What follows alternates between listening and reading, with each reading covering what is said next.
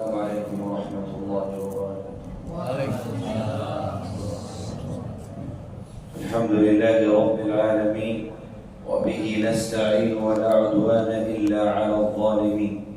Allahumma ya rabbana lakal hamdu bil islam wa lakal hamdu bil iman wa lakal hamdu bi kitabikal Qur'an wa lakal hamdu bi kulli ni'matin an'amtaha 'alaina ya karim ya mannan يا ذا الفضل والإحسان والصلاة والسلام على أفضل الخلق وخير الأنام سيدنا محمد وعلى آله وأصحابه الكرام أفضل الصلاة وأتم السلام ثم أما بعد إخوة الإيمان والإسلام جماعة صلاة الصبح رحمني ورحمكم الله أسأل الله العلي العظيم أن يتقبل منا جميعا إنه هو السميع العليم وأن يغفر لنا إنه هو الغفور الرحيم.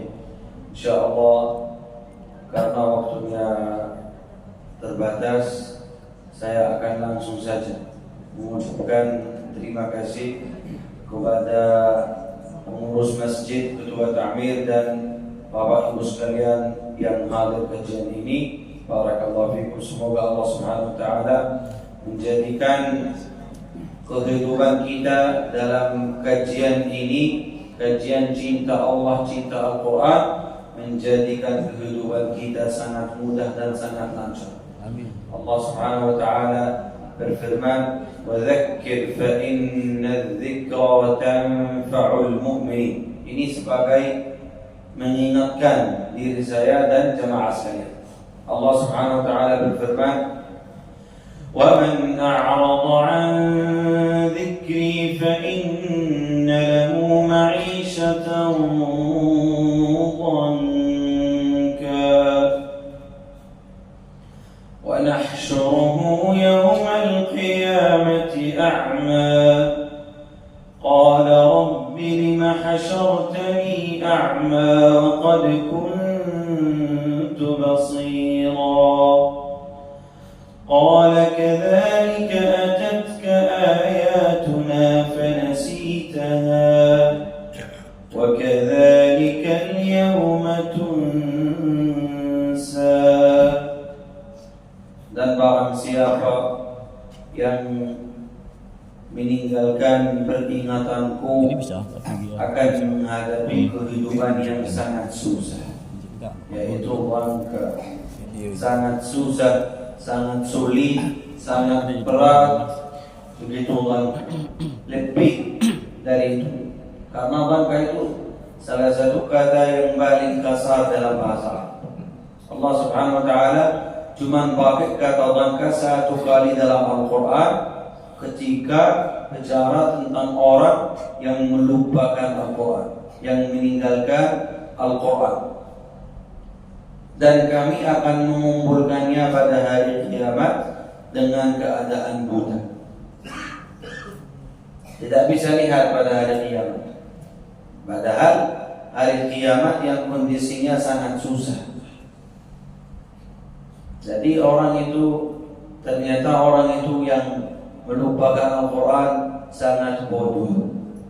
Kehidupannya bangka dan akhiratnya bangka juga. Orang pada hari kiamat butuh melihat, sangat butuh melihat, karena kondisinya susah hari kiamat. Orang yang buta tidak bisa lari kemana pada hari kiamat, karena sudah buta, tidak bisa lihat jalan yang jelas. Jadi rugi di dunia dan rugi di akhirat. Makanya kalau kita lihat kata para mufassir Al-Quran, man arada ad-dunya fa'alayhi bil-Quran, wa man arada al-akhirah fa'alayhi bil-Quran, wa man arada ad-dunya wal-akhirah fa'alayhi bil-Quran. Barang siapa yang ingin memiliki dunia, maka harus mengikuti Al-Quran, harus kerja dengan Al-Quran, harus pegang Al-Quran. Dan barang siapa yang ingin memiliki akhirat, akhirat yang baik, yang mudah, yang lancar, maka harus ikuti dan pegang Al-Quran. Dan yang ingin memiliki dunia dan akhirat, maka harus pegang Al-Quran. Tidak ada solusi lain. Orang ingin memiliki dunia dan akhirat harus pegang Al-Quran. Dan kami akan mengumpulkannya pada hari kiamat dengan keadaan mudah. Qala, wahai Rabbiku, wahai Tuhanku, mengapa mengumpulkanku dengan keadaan buta? Padahal di dunia saya dapat melihat. Qala, Allah berfirman, seperti itu lah telah datang kepadamu ayat-ayat kami. Kadzalika atatka ayatuna, lalu kamu mengabaikannya, melupakan, meninggalkan, tidak mau dengar, tidak mau bicara dengan Allah. Dan seperti itulah kamu pada hari ini yang sangat susah, yang sangat sulit, yang sangat membutuhkan melihat, kamu diabaikan, dilupakan dan ditinggalkan, tidak didengarkan. Allah Subhanahu wa taala tidak mau bicara dengan orang yang tidak berbicara dengan Allah di dunia. Bicara dengan Allah di dunia dengan Al-Quran. Al-Quran itu namanya firman Allah Subhanahu wa taala. Mau bicara dengan Allah langsung, maka baca Al-Quran. Mudah saja Bapak Ibu sekalian. Tidak mau baca Al-Quran, Allah Subhanahu wa taala juga pada hari kiamat tidak mau bicara sama orang yang belum membaca Al-Quran di dunia. Diabaikan, dilupakan. Siapa? Kamu tidak penting. Masih ada para jemaat yang penting. Kita bicara sama yang penting dulu. Yang bicara sama kita di dunia, yang membaca Al-Quran di dunia, yang kerja dengan Al-Quran di dunia, kita kerja sama mereka dulu di akhirat. Kamu biar terakhir, biar matahari melelehkan badan kamu dulu. Biar saja. Duluan yang dimasuk surga, yang sangat penting, yang sangat dekat sama Allah Subhanahu wa taala. Kamu diabaikan. Kamu mengabaikan Al-Quran. Mau apa di akhirat? Diabaikan. Biar saja. Maka itu, bagaimana orang Muslim kerja dengan Al-Quran? Ada satu cara yang sangat betul. Itu adalah hadis Nabi Muhammad SAW dari riwayat Bukhari an Utsman radhiyallahu anhu anna Nabi sallallahu alaihi wasallam qala, dari Utsman bin Affan, Nabi Muhammad SAW bersabda, khairukum man ta'allama al-Qur'ana wa 'allamahu. Sebaik-baik kalian orang yang belajar Al-Quran lalu mengajarkannya. Itu orang yang sebaik-baik umat Islam. Jadi ada dua syarat. Kalau kita lihat Imam Nawawi bilang ada dua cara untuk masuk orang yang sebaik-baik umat Islam: belajar Al-Quran dan mengajarkannya. Tidak cukup satunya saja. Belajar Al-Quran, insya Allah kita semua termasuk orang belajar Al-Quran. Karena kita semua orang Muslim yang harus belajar Al-Quran agar bisa membaca Al-Quran dalam salat wajib, fardhu, yang tidak dikabulkan kecuali kalau kita membaca surat Al-Fatihah setiap rakaat. 17 kali wajib membaca surat Al-Fatihah setiap hari. 17 rakaat setiap hari wajib. Itu selain sunnah rawatibah, selain nafilah dan sunnah yang lain. Jadi ini kita alhamdulillah semua termasuk orang yang belajar Al-Quran. Bagaimana masuk orang mengajarkan Al-Quran? Mengajarkan Al-Quran insyaAllah dengan cara menjadi guru Al-Quran. Bagaimana bisa menjadi guru Al-Quran? Tidak bisa umat Islam semua menjadi guru Al-Quran yang mengajarkan kepada santri atau anak-anak. Tidak bisa. Ada bagian yang bisa, ada bagian yang memberi fasilitas kepada santri itu atau kepada umat Islam yang membutuh belajar Al-Quran. Itu namanya guru Al-Quran. Allah Subhanahu wa taala faddala ba'dakum 'ala ba'din fil rizq.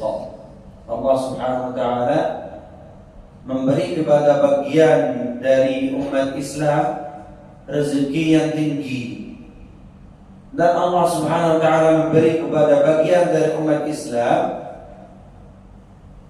ilmu yang tinggi. Yang dapat ilmu itu mengajar dengan ilmunya. Yang dapat rezeki itu mengajar dengan rezekinya. Jadi harus begitu kondisi orang muslim. Saya suka orang muslim yang fikir, yang buka fikirnya dengan Al-Quran. Jangan buka fikirnya dengan jalan lain, seperti buka fikir Eropa itu namanya bukan buka fikir. Kalau fikir mereka buka, maka fikir mereka itu harus menunjukkan mereka kepada Islam, kepada agama Allah. Tapi itu masih bodoh, masih miskin orang begitu. Orang muslim itu orang yang kaya, lebih dekat sama Allah. Meskipun orang muslim yang berdosa lebih dekat sama Allah, karena masih bilang la ilaha illallah. Di Eropa tidak dengar kita, tidak dengar azan 5 waktu, tidak dengar orang sebelum azan seperempat jam yang mengingatkan kita la ilaha illallah, tidak dengar Al-Quran. Bagaimana kehidupannya?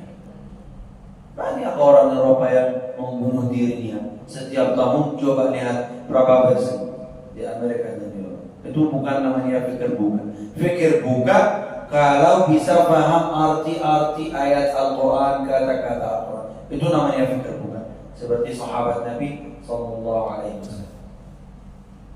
Allah Subhanahu wa taala berfirman, "Wa wallahu faddala ba'dakum 'ala ba'din fil rizq. Fama alladziina fuddilu bi raddi fadlihim." Allah Subhanahu wa taala memberi kepada pian amanah. Amanah itu sehat, kuat badan, atau uang banyak, atau ilmu, hikmah. Kalau kita lihat para nabi-nabi, Allah Subhanahu wa taala tidak memberi kepada nabi-nabi banyak uang, kecuali beberapa nabi saja. Selainnya semua ada rezeki yang lain.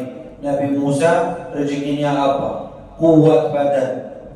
Fawakazahu Musa faqada alaihi. Musa alaihi salam cuman begini sama orang Bani Israel, lalu orang itu mati. Musa belum pukul, cuman ini wakazahu, ini wakazahu. Pakai satu lari, satu jari. Wakazahu. Itu namanya rezeki dari Allah. Maka saat Nabi Musa mau wakz, orang yang kedua bilang, "Aturidu an takuna jabbaran fil ardh?" Apakah Allah Subhanahu wa taala menitip sama kamu sehat agar kamu membunuh orang-orang di dunia atas muka bumi? Maka Musa mundur. Apa bilang? Ternyata itu senjata dari Allah, bukan untuk saya membunuh orang, tapi untuk bertahan dalam jalan Allah, dalam memberi agama Allah kepada Bani Israel dan seluruh umat manusia. Itu titipan dari Allah sehat. Nabi Muhammad punya al-hikmah sallallahu alaihi wasallam. Tidak punya uang banyak, tidak punya sehat yang kuat Musa alaihi salam, tapi punya al-hikmah. Al-hikmah Nabi Muhammad sallallahu alaihi wasallam kalau lihat seseorang datang dari jauh, beliau faham apa yang orang itu mau tanya sebelum tanya. Sebelum bertanya apa? Ini orang itu mencari begitu. Lalu orang datang, ternyata memang mencari apa yang tadi Nabi disampaikan oleh sahabat. Namanya al-hikmah. Itu rezeki dari Allah Subhanahu wa taala. Kenapa? Kenapa Allah Subhanahu wa taala memberi kepada Muhammad hikmah dan kepada Musa kuat badan? Karena Bani Israel mereka semua orang kuat waktu itu. Fir'aun wa junudahu wa Haman, itu orang kuat. Tidak sesuai kalau Allah Subhanahu wa taala kirim kepada mereka nabi yang lemah. Tidak sesuai. Maka Allah Subhanahu wa taala kirim kepada Nabi Israel orang kuat yang mereka kalau mau membunuhnya tidak bisa karena lebih kuat beliau. Memberi kepada orang Arab, Quraisy, Ahlu Makkah, Nabi Muhammad yang punya hikmah. Kenapa? Karena Quraisy itu orang punya hikmah juga. Tidak mudah dibohongi orang Quraisy itu. Malah mereka bisa membohongi seluruh dunia, tidak dibohongi. Dan Allah Subhanahu wa taala mengeluarkan Muhammad dari nasab yang paling tinggi, dari nasab Quraisy. Karena Quraisy waktu itu bilang, kami Quraisy, kamu siapa? Aku dari Quraisy. Kalau waktu itu dibilang aku dari Quraisy, orang yang depannya lari dari Quraisy itu. Quraisy itu tidak ada mainan sama mereka. Kalau dari Quraisy lari aja. Quraisy itu Bani Hashim, Abdul Muttalib, orang itu kuat itu. Tidak ada yang bisa melawan sama Quraisy. Allah Subhanahu wa taala mengeluarkan Muhammad dari Quraisy. Saat mereka mau membunuh beliau, ada Abu Talib menjaga. Itu semua titipan dari Allah Subhanahu. Dan saat mereka mau membohongi Nabi Muhammad SAW, tidak bisa. Karena Nabi Muhammad SAW juga punya hikmah. Lebih dari hikmah yang mereka punya, Nabi Muhammad dikasih hikmah oleh Allah Subhanahu wa taala. Maka akhirnya mereka tidak bisa dengan hikmah mereka mengkalahkan Nabi Muhammad, tapi akhirnya mereka bilang yaitu sahirun atau majnun, itu melakukan sihir ataupun orang gila, karena tidak bisa melawan sama beliau dengan hikmah. Itu harus umat Islam fikir begitu. Itu namanya tadabbur. Allah Subhanahu wa taala berfirman, "Afala yatadabbaruna al-Qur'an am 'ala qulubin aqfalha?" Apa yang melarang umat Islam tadabbur Al-Quran? Apakah atas hati mereka ada kunci? Itu firman Allah. Apakah atas hati kita ada kunci agar tidak bisa buka fikir, paham kata-kata Al-Quran? Allah SWT, Nabi Muhammad SAW bersabda, "Khairukum man ta'allama Al-Quran wa 'allama." Sudah belajar Al-Quran, tidak bisa, tidak cukup, jangan duduk, tapi mengajarkan Al-Quran. Saya bukan orang guru, di banyak ada pondok pesantren yang bisa mengajar, ada sekolah Islam, ada tempat guru-guru ngaji yang bisa mengajar. Saya kenal, bisa, lebih bisa biar daripada gurunya. Guru itu kalau mengajar santrinya, mereka tidak pakai mushaf, tidak bisa. Mengajarkan apa? Tidak bisa. Harus mereka pegang Al-Quran dulu, mengikuti sama gurunya. Al-Quran itu datang dari mana? Tidak ada Al-Quran yang dikasih gratis. Tidak ada. Bahkan di Saudi tidak ada yang dikasih gratis, kecuali jumlah yang sedikit saja. Tapi Al-Quran itu dikasih gratis kepada umat Islam dari wakaf umat Islam yang terbaik, yang paling baik, yang sudah paham bagaimana harus kerja dengan Al-Quran, yang sudah paham bahwa dunia ini akan selesai. Berapa umur anak Adam? 1000 tahun, habis itu kemana? Mati. Anggap 1000 tahun, bukan 60, 70. Nabi Muhammad bersabda, umur umatku di antara 60 70. Anggap 1000 tahun seperti Nabi Nuh. Habis itu kemana? Pasti mati. Pasti terhadap kubur. Dalam kuburnya ada apa?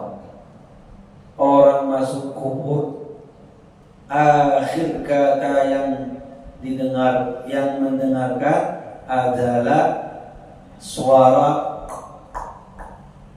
jalan-jalan kaki-kaki keluarganya saat mereka memakamkannya. Mereka pulang, dia dalam kubur dengar suara sepatu mereka. Itu bukan suara yang bagus, bukan Al-Quran, sepatu. Agar dia paham, ini saya sendiri, mereka ternyata pulang meninggalkanku. Baru saja sebelum 24 jam mereka teman sama saya. Sekarang tidak ada. Mereka ini pulang, saya dengar suara kaki-kaki mereka pulang. Itu hikmah juga. Kenapa akhir yang mendengar suara kaki, bukan suara orang yang kasih kajian atas kuburnya? Kenapa? Agar dia paham bahwa sekarang alone, sendiri. Iqra kitabaka kafa binafsika al-yawma 'alaika hasiba. Kamu sendiri. Tidak ada teman sama kamu, kecuali kalau kamu teman sama Al-Quran di dunia, Al-Quran teman sama kamu di kubur. Cuma Al-Quran yang bisa temani kamu dalam kubur. Cuma Al-Quran. Al-Quranu rafiqul qabr. Al-Quran sahabat kubur, sahabatmu dalam kubur. Rafiq itu sahabat. Rafiq, sahib, sadiq. Kata teman itu dalam bahasa Arab ada banyak arti. Setiap arti itu beda dari yang lain. Rafiquka fil qabr huwa al-Quran. Faqat hanya Al-Quran, karena Al-Quran mempercayakan kubur sahabatnya, bukan seluruh umat Islam. Banyak orang Muslim masuk kubur gelap dan dilihat bagian dari siksa neraka. Padahal orang Muslim, bukan seluruh umat Islam akan masuk surga langsung. Ada yang masuk langsung tanpa hisab dan azab, ada yang masuk setelah disiksa dulu, disuci dulu dari dosa-dosanya, dibersihkan dulu, baru masuk. Kita tidak mau itu. Target kita mau masuk surga tanpa pertanyaan dan tanpa siksa, biduni hisab wala adab. Ini target kita. Seperti Nabi, para sahabat, para tabi'in, ini masuk surga tanpa hisab dan adab, tidak ditanya. Jadi Nabi Muhammad SAW bersabda, "Man nuqisha al-hisab faqad 'udzib." Man nuqisha al-hisab faqad 'udzib. Orang yang terhadap Allah Subhanahu wa taala pada hari kiamat ditanya oleh Allah Subhanahu wa taala, itu seolah dia sekarang disiksa. Bukan pertanyaan seperti pertanyaan dunia, guru bertanya muridnya, kalau tidak bisa dihukumkan. Hukumnya ada surga atau neraka. Tidak boleh salah. Di dunia salah tidak apa-apa, masih ada kesempatan untuk memperbaiki. Depan Allah kalau salah tidak ada. Sudah dikasih kesempatan di dunia 30 tahun, 100 tahun, 40-an tahun. Kenapa tidak bisa amal yang banyak di dunia? Makanya namanya tazawwud itu. Amal saleh di dunia namanya tazawwud. Wa tazawwadu fa inna khairaz zadi taqwa. Zad itu orang Arab itu bilang zad, makanan itu makanan khusus perjalanan. Namanya zad. Kalau orang perjalanan dikasih makan itu namanya zad. Bukan ta'am. Ta'am itu makanan yang biasa sarapan, makan siang itu namanya ta'am. Kalau zat khusus dalam perjalanan, karena orang dalam perjalanan mungkin mati, maka dia ambil zat. Zat itu bisa makan. Allah Subhanahu wa taala firman sama kita, "Wa tazawwadu fa inna khairaz zad." Tazawwadu, tapi zat kali ini bukan makanan. Sesungguhnya sebaik-baik zat adalah at-taqwa. Zat itu sendiri kalau tidak dikasih gelar at-taqwa, zat sendiri namanya makanan yang dikasih orang perjalanan. Tapi Allah menjelaskan dalam satu ayatnya, sesungguhnya fa inna sebaik-baik khair az-zat adalah at-taqwa. At-taqwa itu kapan bisa melakukannya? Di dunia sekarang. Kalau diberi manfaat atau diberi tahu bahwa kerjalah bersama Al-Quran, kalau mau tazawwud dengan taqwa, maka melakukan apa yang dengarkan, apa yang sudah dengar. Kalau dengar bahwa Nabi Muhammad SAW bersabda, "Ta'allama Al-Quran wa 'allamah," lalu mengaplikasikan hadis Nabi, mengaplikasikan, melaksanakan ayat Allah, itu namanya taqwa. Bukan hanya kita, Allahumma ja'alna minal muttaqin, faqad fazal muttaqun. Siapa orang yang muttaqun itu? Paham dulu siapa? Al-muttaqun itu yang ditinggikan derajatnya dalam surga. Tinggi, paling tinggi. Innal muttaqina fi jannati wa 'uyun, akhirina ma atahum rabbuhum innahum kanu qabla dzalika muhsinin. Surat Az-Zariyat. Sebelum mereka sampai derajat taqwa, ternyata sebelumnya mereka muhsinin. Innahum kanu qabla dzalika, sebelum ini muhsinin. Jadi at-taqwa itu lebih tinggi dari al-ihsan. Itu firman Allah Subhanahu wa taala. Bagaimana bisa kerja dengan Al-Quran? Kalau tidak bisa menjadi guru yang biasa saja, menjadi guru dengan hartamu, dengan wakaf Al-Quran, dengan beri Al-Quran kepada orang yang tidak punya Al-Quran. Ada banyak. Sebenarnya saya sedih kalau cerita ini. Saya lihat sendiri di daerah-daerah jauh, di daerah pinggiran-pinggiran Jawa itu banyak orang masih tidak punya Al-Quran. Bapak Ibu sekalian, ini saya bilang di Jawa, di Jawa Timur, yang ada kantor banyak di sana, pusat Islam di Jawa Timur. Di pinggirannya masih ada banyak umat Islam yang tidak punya Al-Quran. Mereka cuma hafal Al-Fatihah, tidak bisa membaca Al-Fatihah, tidak bisa. Alhamdulillah itu. Mana Alhamdulillah? Tidak ada namanya Alhamdulillah, haram. Al-Ha namanya huruf Ha, bukan Kha. Orang imam di sana Alhamdulillah. Kenapa? Mereka tidak tahu, tidak diajari. Itu bukan tanggung jawab mereka. Bagaimana mereka paham bahwa Al-Quran itu ada satu cara yang betul untuk membaca. Al itu huruf tipis, al bukan al, ha bukan kha. Belum diajari Bapak sekalian. Itu tanggung jawab siapa itu? Masuk timbang dosa siapa itu? Tidak mungkin Allah Subhanahu wa taala menyiksakan mereka karena mereka tidak tahu. Kalau mereka tahu bahwa Al-Quran dibaca gini, lalu mereka tidak mau ikut, disiksa. Kalau mereka tidak tahu, asalnya tidak tahu, tanggung jawab siapa? Tanggung jawab seluruh umat Islam.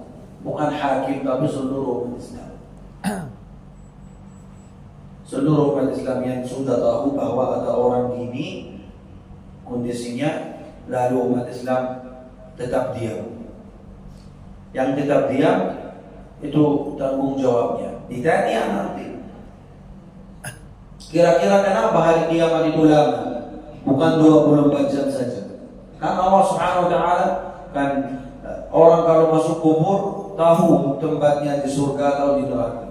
Kalau orang surga dikasih lihat tempatnya di surga. Kalau orang kafir dikasih tempatnya di neraka. Dan mudah saja. Jadi kalau kita dari kubur nub'ats marra ukhra yaumal ba'ts, ternyata sudah ketahui orang surga, mau surga, kamu dikasih nilai saja surga neraka. Mudah saja. Tapi kenapa lama hari kiamat itu? Kenapa 100.000 tahun itu hari kiamat?